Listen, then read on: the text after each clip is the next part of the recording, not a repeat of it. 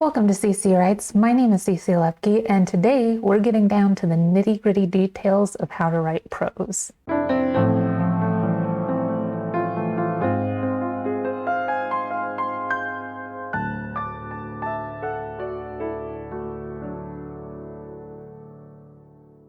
This is a painting I made of my dog. It's a pretty good painting. You can tell it's a dog. It has a nice range of values.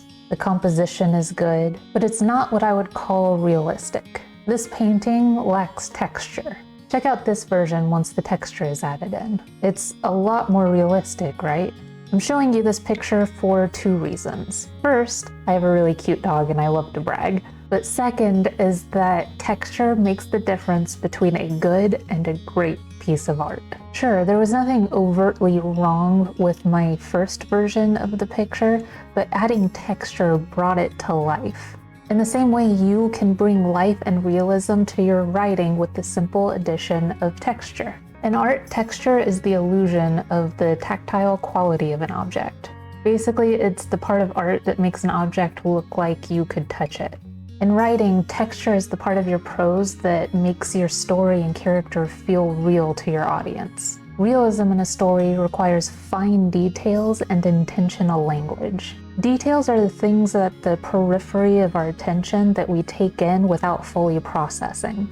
In life, we take in all of our surroundings at once, and then we process it and categorize it using a feeling or a word. If there's dust on the floor, filth streaking the walls, and trash piled in the corners of the room, we don't spend time examining those details. We file it under gross or dirty and move on with our lives.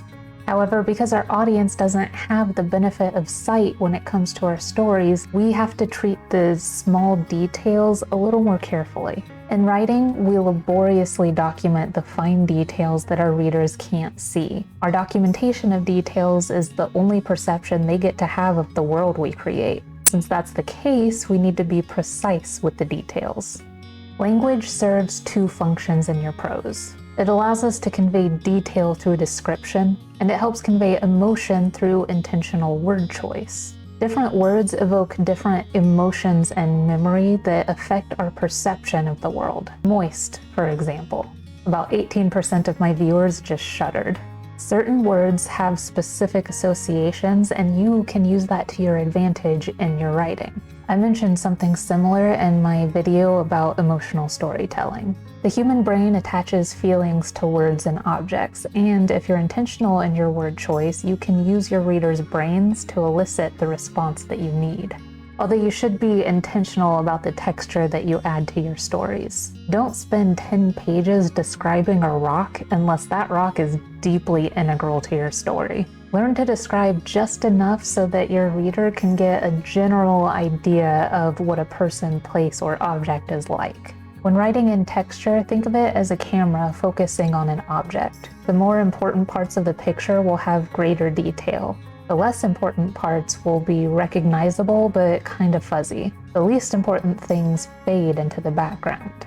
You can play around with how much or how little detail you put in, but keep the pacing of your story in mind. Adding too much detail into an action sequence, for instance, will slow your story down. If it's okay to slow it down a bit, then you can add in a few gritty details. Go too far though, and you'll completely take the tension out of your work.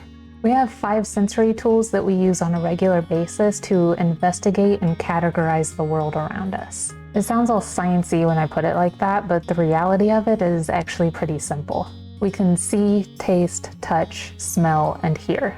When you're describing something in your story, you're going to use at least one of these basic senses to detail what the subject of your writing is like. Some of us might be missing some of our senses, and that's fine. I have deaf and hard of hearing family members, and I have a bit of trouble hearing as well. It doesn't make it impossible to add details. You can focus more heavily on your remaining senses, and it won't make too much of a difference.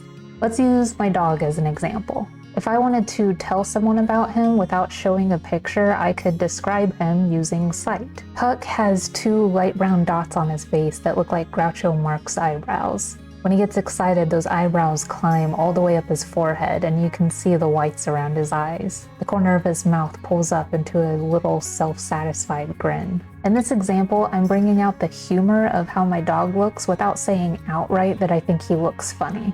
This is why language is important. I compared my dog to Groucho Marx, a comedian with notoriously funny eyebrows. I enhanced the connection to funny eyebrows by describing them doing something silly. I didn't say that my dog lifts his eyebrows, I said that his eyebrows climbed up his forehead.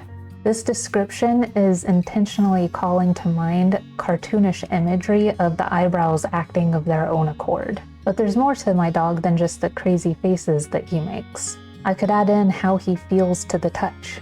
His short fur is soft like velvet.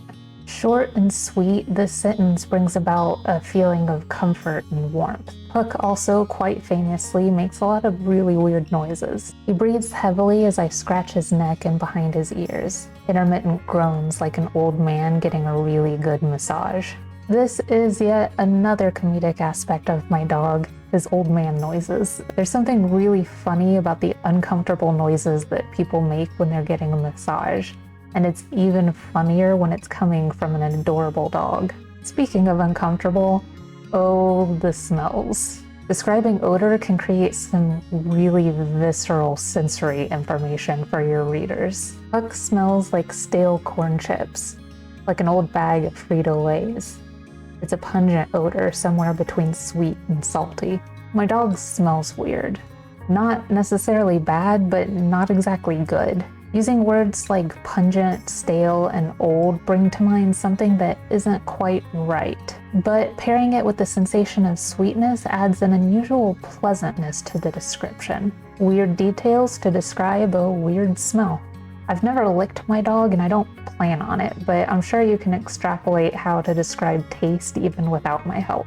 Humans have over 10,000 taste buds to help them distinguish between sweet, salty, bitter, sour, or umami flavors. I'm sure you can come up with something. If you'd like to see how adding texture this way works in a story, you can try redlining. Thankfully, redlining for texture is pretty easy. Just go through a piece of literature and highlight all the descriptions that are used. I also recommend highlighting key descriptions in a different color. These are the words and phrases that evoke emotional response that isn't overtly stated in the text. Take notes about how these words or phrases made you feel or what it made you think about. Your homework this time is to try to do the exact same thing that I did with the descriptions of my dog. Pick an object and then describe that object using each of your senses. Next, try combining 2 senses into your description.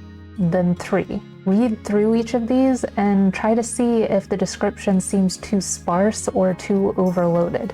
I also recommend doing this with environments. Describe the room you're sitting in, the park you visit, or some other physical location. How would you describe it if the room wasn't very important? How would you describe it if the characters in your story had to interact with the environment? Come up with different scenarios and figure out how much detail you need for different types of scenes. As we march steadily closer to the end of this series, we have gathered the building blocks that form the greater picture of our prose. We used line to set the foundation, shape to guide the flow of the text, value to add depth, space to set the pace of your story, and now texture to add realism. Be sure to keep an eye out for my next video where I plan to outline how to add color to your story. I hope you found my advice about how to write texture in prose helpful. If you enjoyed the lesson and want more videos like this, check out the video on the top about how to write emotion into your stories. Or if you're brave, check out the bottom video that YouTube recommends. As always, thank you so much for joining me today on CC Writes, and I will see you later.